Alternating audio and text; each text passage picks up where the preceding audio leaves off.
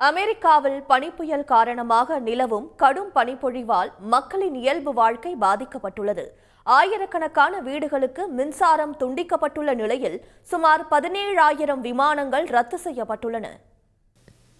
அமெரிக்காவின் பல மாகாணங்களை தாக்கிய பெரும் பனிப்புயலால் பல்வேறு பகுதிகளில் கடுமையான பனிப்பொழிவு நிலவுகிறது.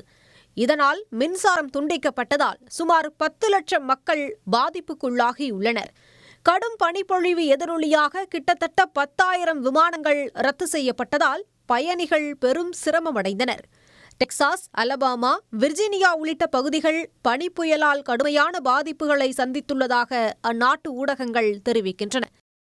நியூயார்க் நகரில் கொட்டிய பனியால் சாலைகள், வீடுகள், மரங்கள் என அனைத்தும் வெள்ளை போர்வை போர்த்தியது போல காட்சியளித்தன. சாலைகளில் பனி படர்ந்ததால் வாகன ஓட்டிகள் கடும் சிரமத்திற்குள்ளாகினர். அதேபோல் ஓக்லஹோமா நகர் முழுமையாக பனியால் மூடப்பட்டதால் மக்களின் இயல்பு வாழ்க்கை கடுமையாக பாதிக்கப்பட்டது.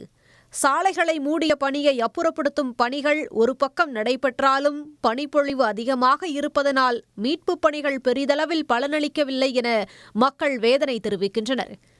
ஓக்லஹோமாவைச் சேர்ந்த ரியான் டூவல் என்பவர் தனது சொந்த முயற்சியில் 40 ஆண்டுகள் பழமையான தீயணைப்பு வாகனத்தை சரிசெய்து அதனை கொண்டு பனிப்புயலில் சிக்கி பாதிப்புக்குள்ளான மக்கள் மற்றும் செல்லப் பிராணிகளை மீட்கும் பணியில் ஈடுபட்டுள்ளார். பிலடெல்பியா பகுதியில் ஞாயிற்றுக்கிழமை பெய்த கடும் பனிப்பொழிவால் சாலைகளில் பல அடிக்கு பனி குவிந்தது.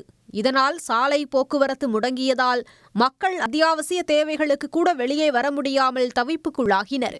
பனிப்பொழிவு ஒரு பக்கம் தொடர்ந்தாலும் மீட்புப் பணிகளும் முழுவீச்சில் மேற்கொள்ளப்பட்டு வருகிறது. உடனுக்குடன் செய்திகளை தெரிந்து கொள்ள சன் நியூஸ் பெல் ஐகானை கிளிக் பண்ணுங்க.